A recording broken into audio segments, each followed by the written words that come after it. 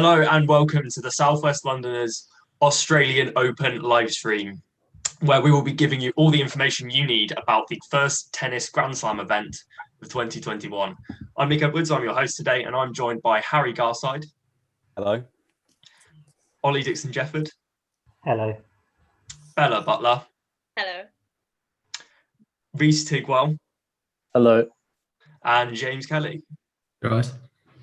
We're going to be giving you a full rundown of who to look out for at the tournament, as well as a full discussion of today's bracket draw. But how does the bracket draw even work? Our tennis guru, Ollie, has all the information you need. Ollie, how does this bracket draw actually work when it comes to this tournament? Thanks, Luke. So for both the men's and women's singles, there's 128 players in the draw, and it's a straight knockout. So after the first 2 days of action, when round one is complete, there'll be 64 players left. And slowly, as you go through the rounds, the field is created before we end up with our two finalists. Now in the draw, there's a top half and a bottom half. So at the end of it, you have one person from the top half and one person from the bottom. And within each half, there's two quarters. So you have the top quarter, which the top seed automatically goes. So for example, this year, that's where Ashley Barty and Novak Djokovic sit. And then in the bottom quarter, in the very bottom part of that quarter, as where the second seeds sit. So this year, that is Simona Halep and Rafael Nadal. So of the top four seeds, one of them goes in each quarter. And then within each quarter, there's two sections, and then another 5th to 8th seed will go in that other section. This year, for example, on the women's draw, the projected semi-finalists on the top half are top seed Ashley Barty versus 4th seed Sophia Kenin. And on the bottom half, you're looking at 3rd seed Naomi Osaka versus 2nd seed Simona Halep. And then for the men, in the top half, you're looking at 1st seed Novak Djokovic versus 3rd seed Dominic Thiem. And then for the bottom half, you're looking at 4th seed Daniil Medvedev versus 2nd seed Rafael Nadal. So that's basically how the bracket works. If the seedings go to plan, you should have the top 8 seeds left at the quarterfinal stage, top 4 seeds left at the semi-final stage, and the top 2 seeds in the final. So as we will likely see, it will probably not pan out that way. No, that would be unexpected, should we say? But one thing we do know will be happening is the first round draw. You guys have each been looking into some of the matchups that will be going on in the first round. It was drawn this morning. Harry, we'll go to you first. I believe you've been looking into Janice Sinner versus Denis Shapovalov. How do you expect that game to go? Yeah, a really intriguing matchup in the first round. If you asked any of the seeds who they wouldn't want to play, it would be Jannik Sinner. Jannik Sinner at 19 years of age, he's the youngest player in a top 100. He's been playing really well in his breakthrough year in 2020. If you watched the French Open, you would have seen him push Rafa Nadal all the way in that encounter. So he's a really good player, really in form. And 11th seed Denis Shapovalov, who we all know about and we all know his qualities, will have a really tough test against Sinner. And to be honest with you, I see Sinner winning that one and knocking out the 11th seed, who has struggled to play his best tennis at the Slams and has not yet surpassed the 3rd round at the Australian Open. It's not a great record for a player like Shapovalov. We'll go into there's another big one which is featuring two players who have been around for a very long time and have impressed at many Grand Slams, Chilich and Grigor Dimitrov, who will be meeting in the first round. James, what do you expect to happen in that game? Yeah, well, I think, as you say, they're two players that have been around for an awfully long time. I mean, Chilich turned pro in 2005 and then Dimitrov 3 years later in 2008. And I think they're both very experienced players, but it's interesting because in terms of head-to-head, Chilich has the edge. He's won 4 times, whereas Dimitrov's only won 2. But certainly in terms of recent form and rankings, it's very much in the Bulgarian Dimitrov's favour. I think Chilich past few years, he really has, since reaching a career high of world number 3, he really has tumbled down the world rankings. His form has tailed off, and you'd expect Dimitrov to win this one. But as I say, they're two players that are both very, very experienced, and that might sort of pay dividends in their game. And turning onto the women's side, Bella, you have been looking into probably the most complicated to pronounce matchup of the women's bracket. We've got Naomi Osaka versus Anastasia Pavliachenkova. Bella, what do you expect to happen in that tournament? And especially, what do you make of Anastasia Pavliachenkova and her name? Well, it took me a while to learn it, Pavliachenkova, but I've got the hang of it now. Yeah, you have, yeah. It's going to be a really good contest, I think. They've got a head-to-head of 1-1. So Pavliachenkova won in Hong Kong in 2017. She beat Osaka in 2 sets, but Osaka won in the final of Osaka, actually, in 2019, 6-2, 6-3. So it's going to be interesting to see who'll break the tie. Osaka's, she's going in as the bookies' favourite. She's won 3 of the last 5 majors on this surface, on a hard surface. That was the 2018 US Open, the 2019 Australian Open, and 2020 US Open. Pavliachenkova has reached 3 major quarterfinals in the last 4 years, and all of them have been in Australia. So in 2017, she was beat by Venus Williams. In 2019, she was beat by Danielle Collins. And in 2020, she was beat by Muguruza, another hard name to pronounce. But in all 3 years, she's taken out the top 10 players along the way. So I think it's going to be a really interesting contest. I think Osaka has the edge, but you never know in these type of competitions. Definitely one to keep an eye out for. And Ollie, you've been looking at Marie Buscover versus Elena Svitolina.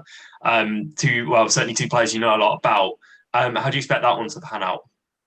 Well, that's a very interesting contest because it's a very interesting clash of styles. So Svittelina has brought more aggression to her game in recent years, but generally she's more of a counter puncher. She's very comfortable on the defence.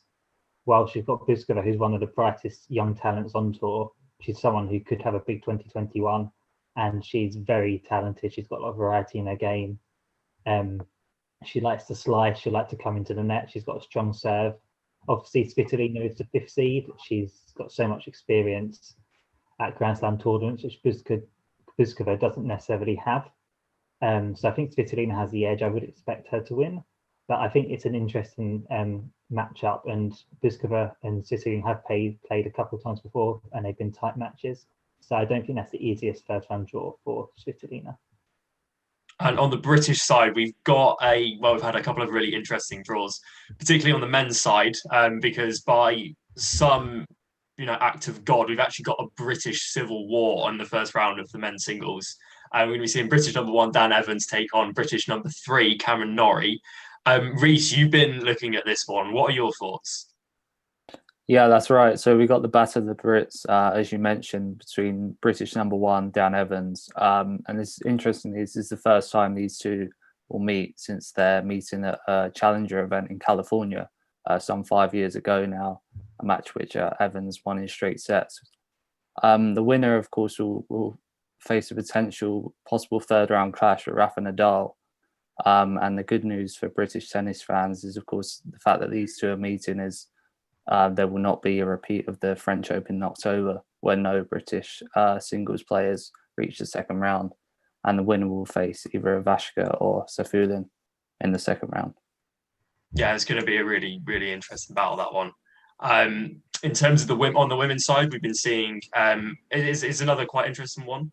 We've got Joanna Konta coming up against Kaya Juvan. We're expecting Konta, who is ranked number 14 in the world, that she'll win that one fairly comfortably. Francesca Jones, who's a newbie to the tournament, actually has a very difficult tie. She's coming up against US number 10 Shelby Rogers. And likewise, really, with Kata Bolter, who's going to be up against Daria Kazatkina, who's a very accomplished player. So that's going to be really interesting. Those are the interesting sides on the women's side to keep an eye on. Right now, we'll move on to the next part where we're going to be discussing the sort of big players at this tournament, who we expect people should be keeping an eye on as this tournament progresses. So we're going to start with the men's. What we're going to do is we're going to run through our champions, who we think is going to win the tournament, who do we think will just fall short as a runner-up, who's the sort of unexpected dark horse of the tournament, and who we think one of the big players who might flop at this tournament and end up exiting the play early. So we'll start with the men. I'll start with my own prediction because I matter the most and I'm in charge. I'm going to go out there on a limb a little bit. Now, I know coming into this tournament, everyone's saying, oh yeah, Novak Djokovic, he's won it so many times, he's going to win. I'm actually going with Rafa Nadal as my champion for this tournament. He's coming off a big French Open win. I know this isn't really his surface. He's the king of clay. He's not too big on hard courts. And he hasn't won this tournament since 2009. So, we're talking 12 years ago now. But I think I just think coming off that French Open win, he has a real chance of coming into this tournament and doing something and really upsetting the balance with Djokovic, normally so dominant. Guys, I'll start with James. What do you think will happen at this tournament? Who do you think is going to win? I think you've potentially been a bit controversial there, Luke. I'm going to be, you could call it boring, but I'm going to call it realistic. I think you have to look at Djokovic and, he's chasing his ninth Australian Open. He's won it the past 2 years. He's ranked as the world number one. And I think the thing as well, as we'll get onto this in a minute, but Nadal he's had a few issues with his back recently, which I think that, it might play into it. I think the thing is as well, there's no easy draws. Ultimately all the best players, barring sort of Federer and Murray, are here. So I think it's very kind of competitive, but at the same time, I feel like Djokovic just has that knowledge of how to win at this tournament, and I think you can't look past that. I think that's a fair response. I mean, I'm going to call it boring. You might say realistic. I say boring. Reece, I mean, what are your thoughts? Do you think it's going to be a Djokovic landslide, or do you think, are you going for someone else? Yeah, I'm afraid I'm going to be boring as well. I'm going to go Djokovic. I think it's pretty much a foregone conclusion at this stage. Having won it 8 times already, I can't see past Djokovic winning again, I'm afraid. That's understandable. My runner-up, I mean, if this is any consolation to you guys, I've gone with Djokovic as my runner-up. The reason being, I think with COVID sort of throwing everyone's plans up into the air, we've already seen the draw postponed by a day because players were forced to self-isolate, that sort of thing. With Djokovic, with this kind of being quite a chaotic tournament because of the nature of COVID, I think that with his tendency to get frustrated, I think that could cost him in the final. I think if Nadal gets in his head at all, I think that could end up being the end for Djokovic. I think he's going to be so determined to go and win this one in particular. So I have Djokovic as my runner-up. Who do you guys have as your runner-up? I'll start with you, James.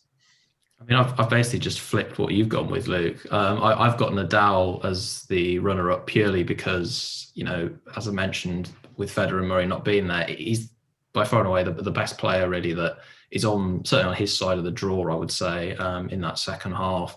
And I feel like, even though, as I say, he has had some issues with his back, coming off that win in France, I feel like he'll have enough in this tournament to have a good run. And as I say, I think he'll get to the final, but come up short against Djokovic. Reece, have you got Nadal as your runner-up as well? Yeah, I mean, unfortunately, we're not selling this very well, but I'd say Nadal will be the runner-up in this tournament, yeah. And the reason I'd say so is because he's only won the tournament once in his career, and he is the clay court specialist and not a hard court man. And I can't see past Djokovic, I'm afraid. Totally fair. Hopefully, with our dark horses, they might be a little bit more varied, because I've got a man who, I mean, many have touted for his general ability over the years, but he's never quite lived up to it. It's Nick Kyrgios. I think that he has a real opportunity at this tournament to show what he can do. It's going to be a chaotic tournament, as I've already mentioned, and I think Kyrgios suits that. I think he's the kind of guy who's going to play into that kind of chaotic atmosphere. You've also got to consider that we've got actual home support at this event, 50% capacity. Kyrgios is his home event. He is going to have that crowd energizing him, probably taking up his play another level. And yeah, he's never got past the quarterfinal, but I think with the right matchups, he could produce something really big at this tournament and really show that he is a top quality player and beyond the sort of flop that people perceive him to be compared to the talent that he has. James, who have you gone for? Who do you expect will be a bit of a dark horse at this tournament? Well, I've gone with the 20-year-old Canadian, Felix Alicine, I believe is how you pronounce it. I'm not very good with my French, but anyway, I think he's somebody who certainly in the last year he's really come through. He's done very well in terms of winning. He won, I believe, the Paris Masters, obviously doubles, but he won that last year, and he's been doing quite well on the tour. He's been reaching some finals. And I feel like certainly last year as well, you look at how he knocked out Andy Murray at the US Open. I feel like he's somebody that's a very up and coming player. And I wouldn't expect him he's not going to reach the semi-final or the final, but I think he can certainly go and have a couple of wins. He's got quite an easy first game. He's playing a lucky loser. So I think that could be a game where, if he wins that, it might give him a bit more confidence and sort of encourage him to go on and kick on. And as I say, I don't think he's gonna particularly reach the latter stages, semi-finals, final, but certainly could be an impressive performance from him. Yeah, definitely want to keep an eye on. Reese, who have you got your eye on for perhaps shocking creating a few upsets in this tournament? Yeah, surprisingly, I've gone for 35-year-old Stanislav Wawrinka, who, of course, he may be getting on a little bit now. And he is also on Djokovic's side of the draw, so he would have to go past him. But should he get to the final, he's likely to meet Rafa Nadal. Of course, Wawrinka did win the 2014 Australian Open. And who did he face in the final? None other than Rafa Nadal. So it could be a potential, perhaps an outside pick, but we'll see. Yeah, a bit of a swan song for Wawrinka. Right, so on kind of the opposite of a dark horse, a light horse, if you will, we'll look at the people who we expect will face an early exit in the tournament. Now, my early exit prediction kind of chose itself because I backed Nick Kyrgios to go on and do something at this tournament, maybe even reach the quarterfinals or beyond. I've gone with Dominic Thiem as my early exit because he would face Kyrgios in the third round. And I think with Thiem, I mean, he's a fantastic player on his day when he's able to keep his concentration. But I just think with this chaotic atmosphere, Kyrgios could get into his head and really cause an upset against him. James, you've got an interesting one that you're keeping an eye on too, right? Yeah, I mean, you say that with some authority, Luke, because it's actually the same as yours. I feel like you're kind of bigging yourself up a little bit there. But yeah, certainly in the sense of slightly different reasoning that I've gone with, which is that with Thiem, even if he does get past Kyrgios, if he ends up playing him, I mean, with Kyrgios, you have no idea what's going to happen, I guess. But even if he does get past him, then he will end up potentially playing either Dimitrov or Chilich, who, as I've mentioned before, are two players that have got a lot of experience. And I feel like, I don't know, I just have a weird feeling that it's not going to be particularly easy. Like you say as well, Kyrgios, I think with the home crowd, that could make an impact as well. And yeah, for some reason, even though he's been doing well and he's reached, I think the last three Grand Slams, he's reached the sort of final, I feel like something might come unstuck for him in this tournament. And Reese, who are you thinking is probably going to disappoint at this tournament? Yeah, I'm going for 10th seed Matteo Berrettini, who's coming into the tournament not in the best of form, actually. And he also doesn't have the easiest draw. And I'd say as well, he's only reached the second round last year. And I don't think that he's going to go much further this time around. So there you go. There's all the names you need to be keeping an eye on the men's singles side of the bracket. We'll move on to the women's side now. Probably a little bit more open. I'm expecting some more varied picks, particularly when it comes to the winner and runner-up. We will start off with Ollie. Looking at the women's bracket, who do you expect will win the competition? Who's your favourite? Well, I actually haven't gone that out there. I am going for world number one and top seed Ashley Barty. For something that might work to her disadvantage is the lack of tennis she's played. She didn't play after February last year because of COVID, but she's playing this week and she's in the final of her tournament. She's getting some much needed match practice. I think, as you mentioned with Nick Kyrgios, the fact the fans will be there and it's a home slam will help her. And I think most crucially for her is that she has a very good draw.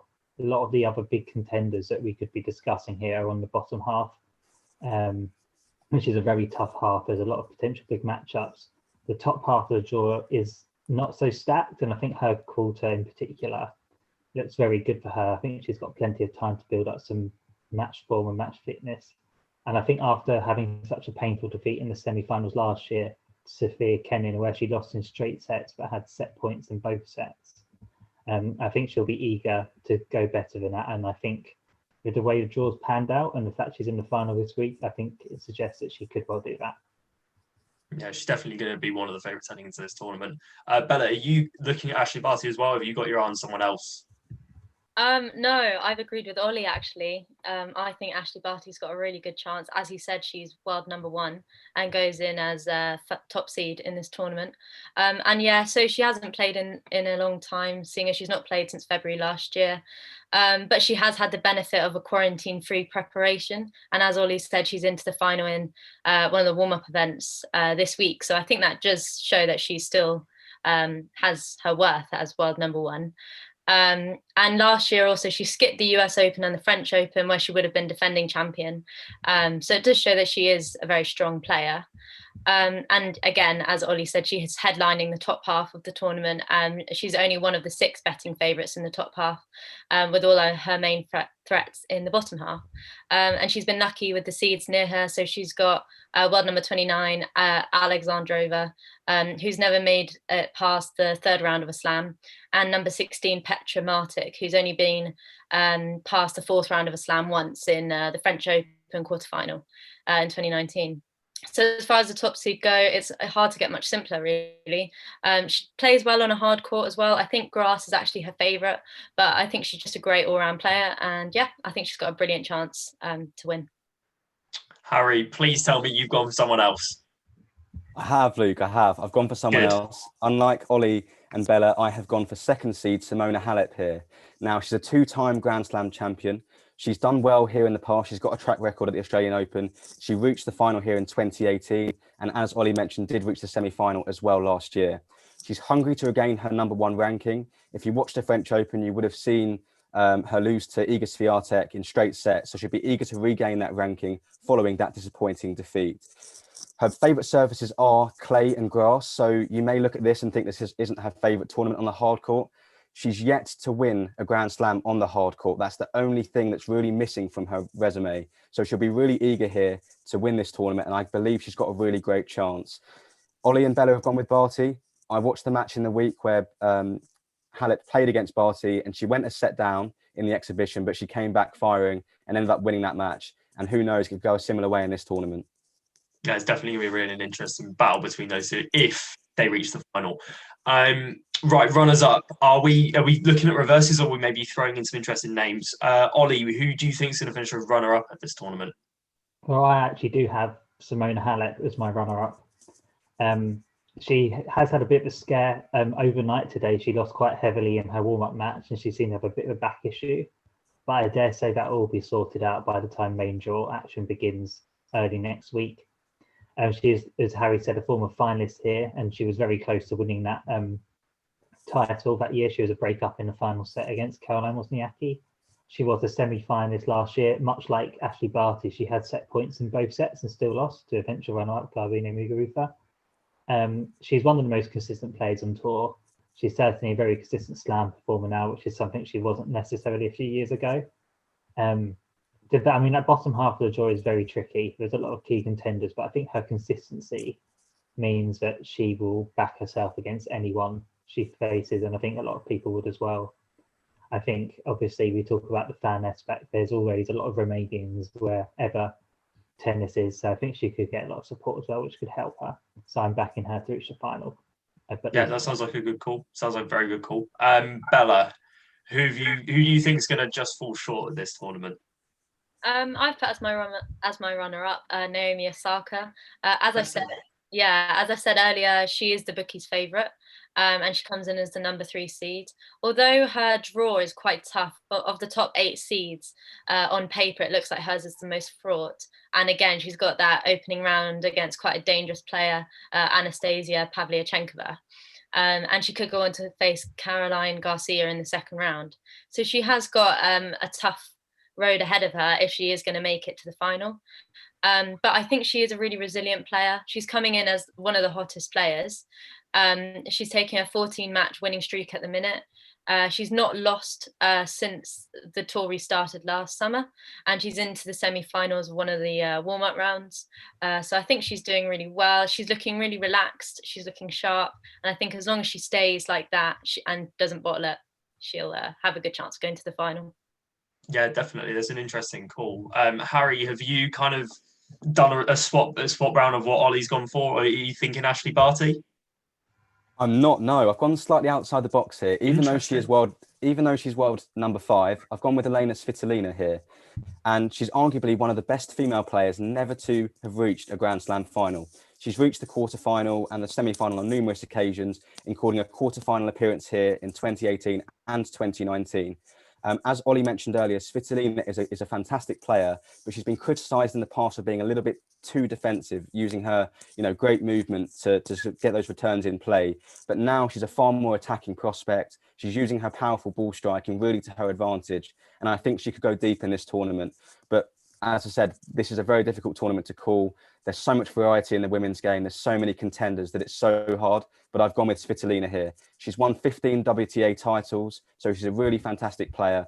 But she hasn't quite translated that form in those events and those opens into the Grand Slams. Well, hopefully, for your sake, it'll actually happen this time round. Right, we'll go into who you think will be the dark horses for the women's side.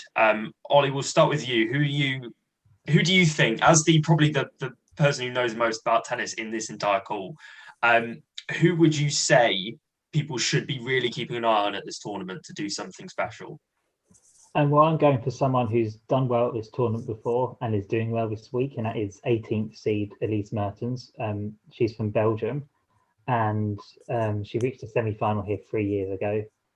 She had an amazing run. She was unseeded. She beat the likes of Svittelina on the way there, and she actually beat Svittelina a few hours ago to reach the semi-final of her event, where she plays Naomi Osaka, which could be a great match. She's reached the quarterfinal of the US Open the past couple of years, and she is a Grand Slam champion in doubles at the US Open. She's a very consistent player. She's been in good form recently. She's added a lot of aggression to her game. And I just think she never really loses early in the slams. She's in a good section of the draw. She's in that top half, which, as you said, is not as stacked. There's less key contenders there. In her section particularly, there's a couple of seeds ranked higher than her who aren't necessarily performing at their best. So I think there's an opportunity for her to at least reach the last 8, potentially, maybe even further. Very interesting call. Bella, who have you got an eye on for this tournament? My dark horse, I'd say, is Ons Jabeur. I think, as some of the guys know, she's one of my favourite players. I love her. She's got a great variety of play. I think she's really interesting to watch. Like, she makes the matches interesting. She's not afraid to do some really interesting shots and really use the corners of the court to try and outdo her opponent. She says herself she loves doing crazy shots. And I think what I really like about Ons Jabeur is that she just loves tennis. She's happy to play on any surface. She's good on any surface as well. Even though she goes in seeded 27th, so she's definitely a dark horse. And even though she might not reach a final, I think she's got quite a good chance. Last year she reached the quarterfinal at the Aussie Open, and that's the furthest she's got in any major. And she was beat by Sofia Kenin, who went on to win. So I think that shows if you're beat by the best person at the tournament, you're still a very good player. So yeah, she's up against an unseeded player first in the opening round. She's up against Petkovic, and she'll either go on to play a lucky loser or a qualifier, and she's likely to win that. So yeah, I love her, and I hope she does well.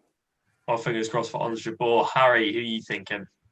I've gone with 20th seed and Greek star Maria Sakkari in this tournament. Now, maybe a few tennis fans won't know who she is, but she has had a great year in 2020. She broke into the top 20 for the very first time. And looking at the draw as I did this morning, it could really open up for her. In the third round, she has got a very difficult test against Victoria Azarenka, who was back-to-back champion at the Australian Open in 2012 and 2013. But if she can get past that, then I really think that the draw will open up for her, as I said. Now, she has reached the fourth round here before, so she has got that experience, but she'd be looking to go sort of get to the quarterfinal, semi-final stage here if she possibly can. And as I said, on that 2020 form, that's definitely a possibility.